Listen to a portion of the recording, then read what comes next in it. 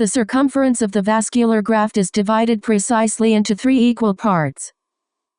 By marking points approximately 1.05 times the graft diameter to the right and left of the blue marker, the circumference can be effectively divided into 3 equal parts. A 0.1 mm ePTFE membrane is cut into a square whose sides are approximately twice the graft diameter. A metal sphere of the same diameter as the graft is prepared.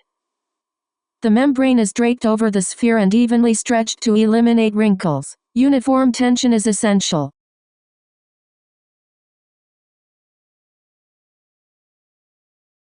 The upper half of the metal sphere, now covered with the membrane, is fitted with the vascular graft.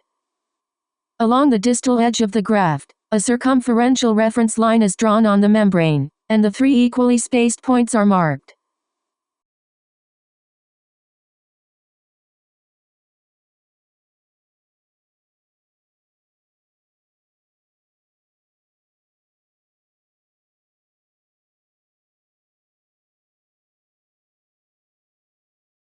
The sphere is then removed from the graft, and perpendicular lines are drawn from each mark.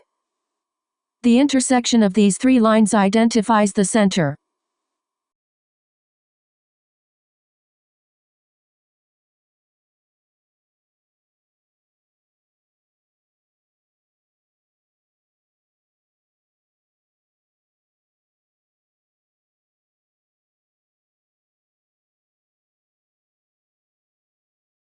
By extending 2 of the perpendiculars, 2 opposing cusps can be designed.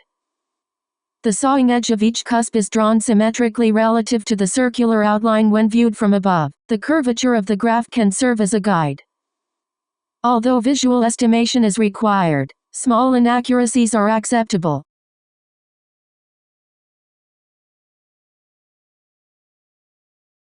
While the membrane remains draped on the sphere, the area between the 2 cusps is incised with a scalpel for precise separation.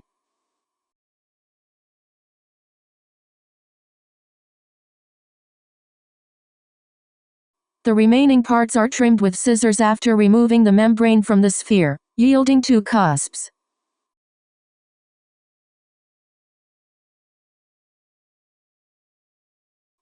A third cusp is prepared in the same manner from another membrane sheet. Next, the vascular graft is turned inside out.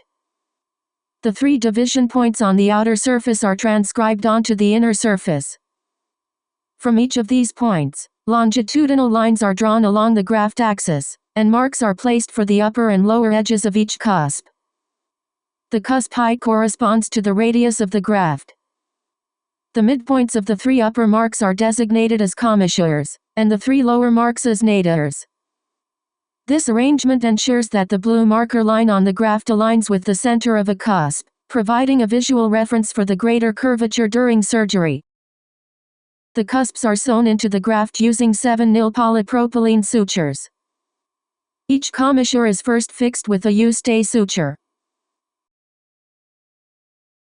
The stitches are placed as thinly as possible through the cusp edges and tied on the inner surface of the graft with 3 throws.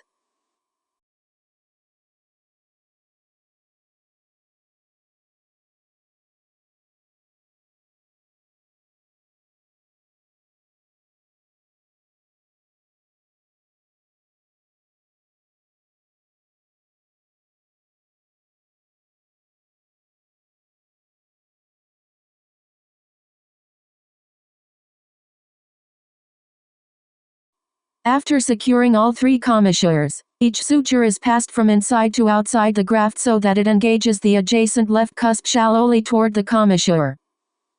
Each cusp nadir is then anchored with a single interrupted suture.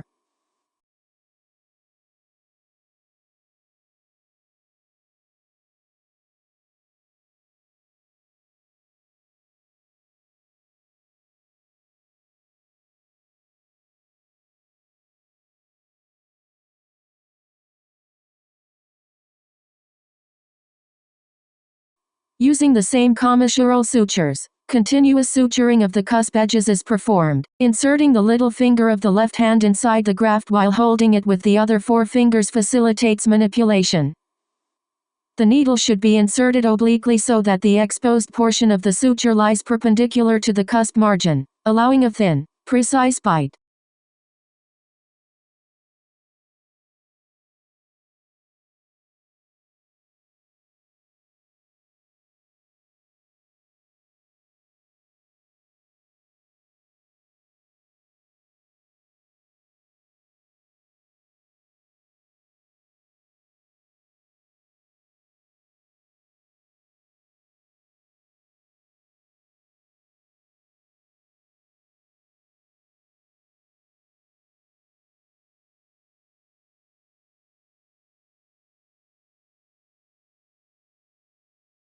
When suturing of one cusp to the opposite commissure is complete, the needle is brought out just above the commissure and tied to the stay suture securing the commissure.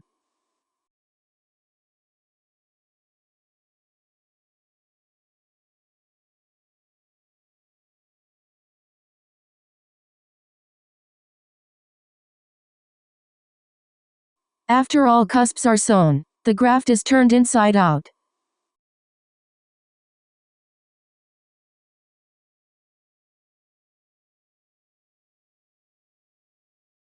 The cooptation of two cusps at each commissure is adjusted with forceps. Care must be taken not to overstretch the cusp edges, as this may cause prolapse. The valve is now complete.